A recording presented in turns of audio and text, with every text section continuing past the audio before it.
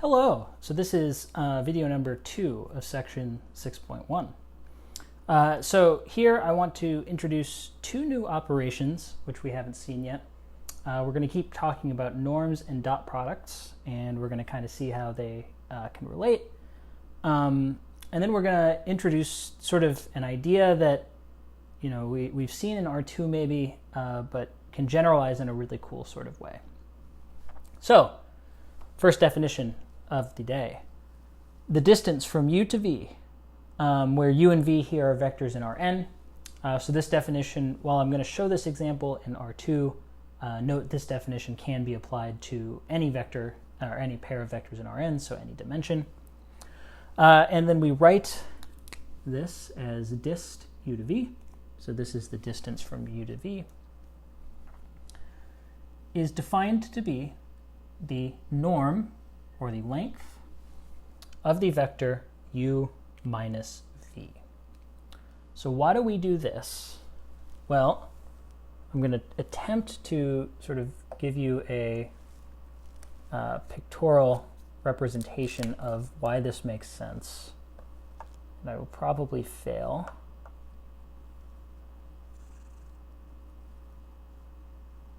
So notice for a moment that this is the vector u minus v. And had I drawn it correctly, it should be basically forming a parallelogram with the length of this line. But notice this line clearly represents the distance between u and v. And so if you can imagine, had this picture just drawn to scale in any sort of a way, this vector u minus v, u and v would form a parallelogram. And so of course then these two lines are both basically the length of v, and that means that these two lines have the same length. But since this is u minus v, we know that this line, which represents the distance from u to v, has the same length. And so that's where this definition comes from. And again, this was a poorly drawn example in R2, but of course this idea is able to be generalized to all dimensions. So if you want to find the distance between two vectors in any dimension, as we're about to do, at least in R3, you subtract the two vectors and take the norm. All right, so with that said, I've sort of given away the next example, but a quick note I want to make before that. This definition is a little misleading. Well, not necessarily misleading, I guess. But notice that given the definition of taking the norm, it doesn't actually matter which order u and v pop up in this operation. And I'll leave this as an exercise for you to prove, but notice basically the distance from u to v is the same as the distance from v to u. And while that may seem a little pedantic, and at least clearly the distance from each vector is the same in either way, it's worth pointing out because we've defined it using this subtraction. And remember, in general, subtraction isn't commutative. Right, that is that 1 minus 2 is not equal to 2 minus 1. But remember, calculating the norm of a vector, I'm taking the sum of the squares of its entries. And so because of that, it's not going to end up mattering which order I do this in, which is very good because it shouldn't, right? Given that we're sort of letting this represent a distance.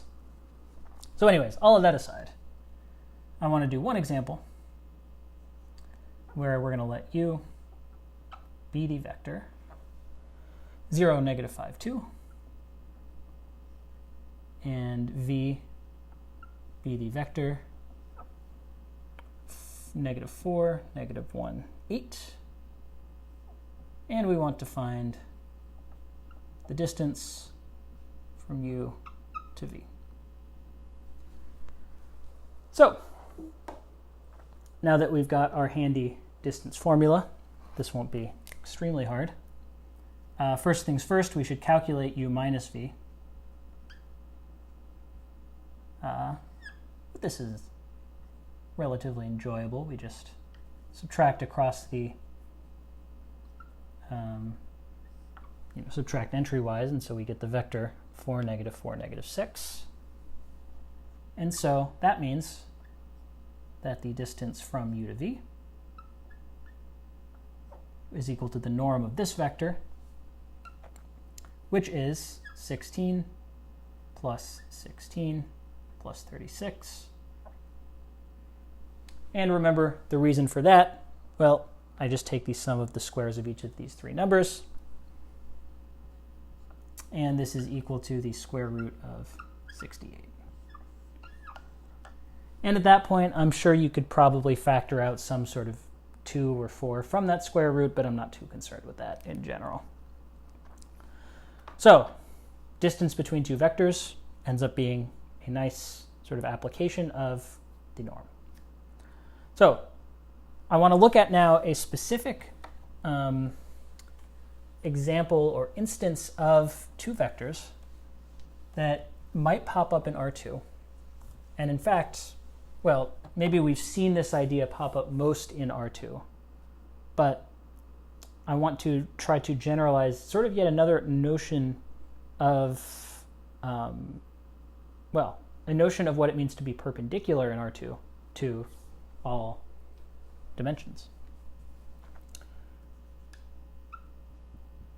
So note, I'm going to fix u and v at the origin here, but I'm not going to draw the axes because I think it's easiest to do this if I don't. We're going to let u and v, and I don't think I necessarily need to do this, but I might do it just in case, where u is equal to u1, u2, and v is equal to v1, v2, be two vectors whose angle is 90 degrees, right? So if you imagine every pair of vectors we draw starting at the origin, you can draw the angle between those two pair of vectors. In this case, we want to look at two vectors that form an angle of 90 degrees. So I want to try to determine, can we learn something about their dot product given the fact that they're perpendicular? Well, and so of course the answer to that question is yes, or we probably wouldn't be doing this, but how can we learn something about their dot product? So the first thing I want to notice is that because they form a 90-degree angle, if I add v to u and if I subtract v from u, the lengths of each of these vectors, u minus v and u plus v, are the same because u and v formed a 90-degree angle, right? That this side has length v, length u, length v. These are right triangles, and so the hypotenuse, the hypotenuse, I really want it to be hypoteni. The hypoteni, or the two hypotenuses of these two right triangles, have the same length. So this means we know that the norm of u plus v is equal to the norm of u minus v. And this is because u and v form a right angle. And note, this will not always be true in general. What does this mean? Well, for one, and this is the step that I might not have initially thought of, although given that norms involve square roots, I guess it makes some sense. Notice that these two things being equal imply that their squares are equal. And you'll see why this will be useful in a second. That is that the norm of u plus v squared is equal to the norm of u minus v squared. Well, so let's calculate some norms now. So this is equal to u plus v squared norm is equal to u plus v dot product u plus v quantity squared. This is equal to u minus v dot u minus v, all of that squared. So maybe to shorten things, I'll do a couple steps. So notice on both sides of this equation, the square and the square roots cancel each other out. And remember that we have this nice distributive property of dot products, right? That basically I can distribute all this through. So what that means is that each of these expressions can be FOILed. So this is going to be u dot u plus 2 times u dot v plus v dot v on the left equals u dot u minus 2 u dot v. Oh, now things are getting interesting because I've got a lot of similar terms on both sides of this equation. So that means I can cancel a lot out. Specifically, u dot u and v dot v, right, cancel each other out on both sides of this equation. And so that means I've just shown that 2 u dot v is equal to negative 2 u dot v. But I can reverse solve this and show, right, I can move this term over to the other side and divide by 4 to show that u dot v is equal to 0. So what I've just shown is that if two vectors, and again, this will end up being generalized to all dimensions, but if two vectors, especially in R2, because we can imagine what it means to form a 90-degree angle there, form a 90-degree angle, then their dot product is 0. And so finding groups of vectors or pairs of vectors that have a dot product of 0 ends up being a really important problem in math and applications of linear algebra. And so naturally, when a problem is important, we give it a special name. And so we say that two vectors, u and v, are orthogonal if their dot product is equal to 0. So if u and v are vectors of length n,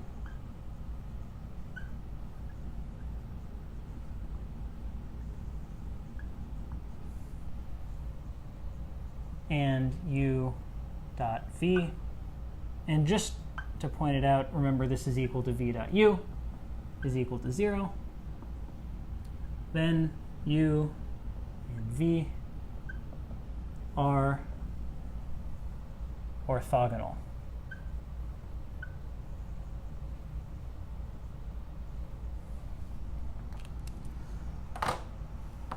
So two vectors that are orthogonal have a dot product of 0.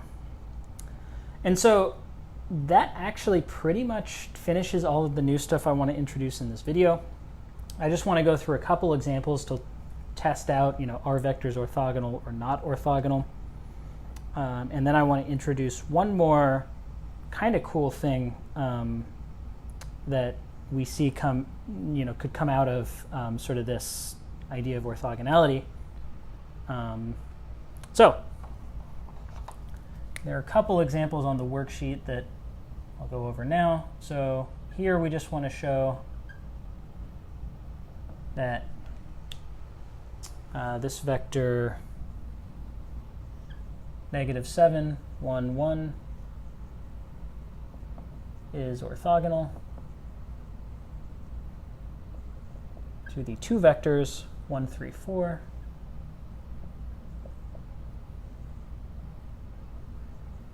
and -1, 0, -7.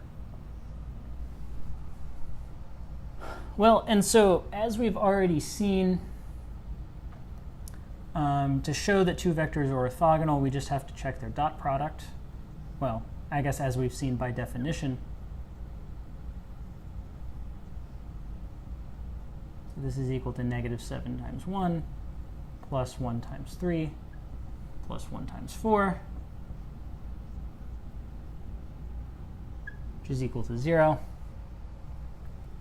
And then the dot product of negative 7, 1, 1, dot negative 1, 0, negative 7 is equal to negative 7 times negative 1 plus 1 times 0 plus 1 times negative 7, which is equal to 7 plus 0 minus 7, which is equal to 0.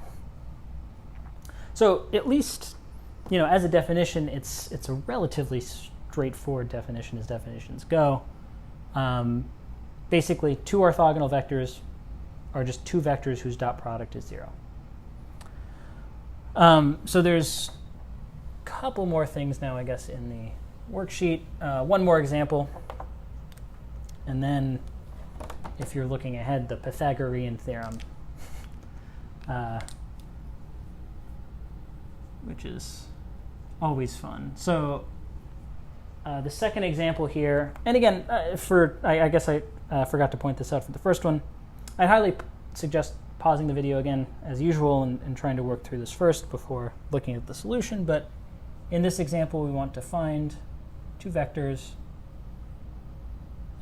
two linearly independent vectors.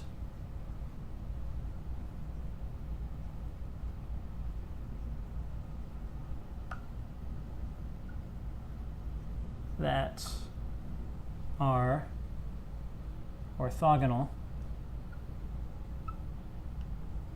to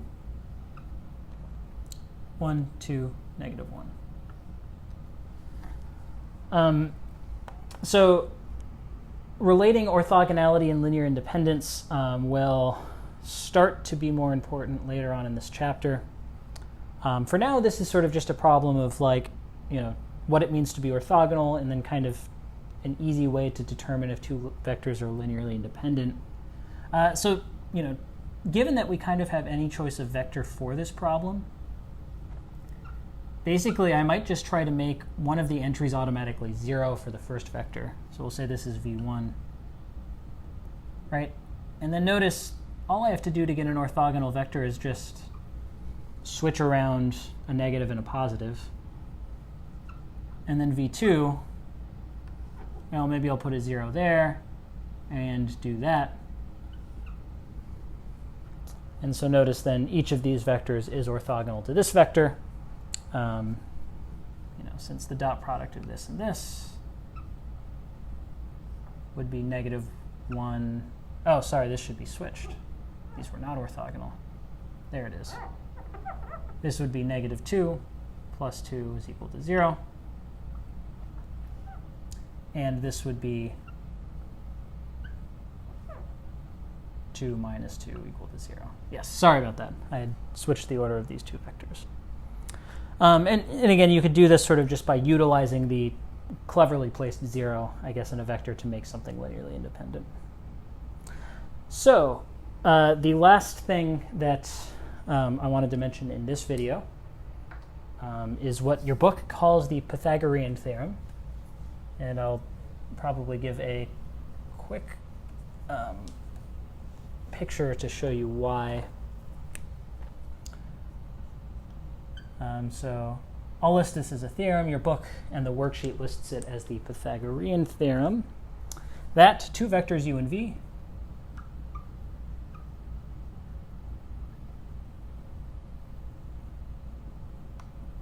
are orthogonal if and only if the length or norm of u plus v squared, the squared norm of u plus v is equal to length of u squared plus length of v squared. So if you wanted to prove this mathematically for any set of vectors, you could easily just expand this, expand these, and do the calculation, you'd basically get that the middle term that you would get out of this has to be 0. To maybe get a slightly nicer idea of why this theorem is true, we can go back to R2 and our vectors u and v forming a right angle, which, as we've already kind of shown, this is kind of an analog to being orthogonal. Well, so notice, again, this is the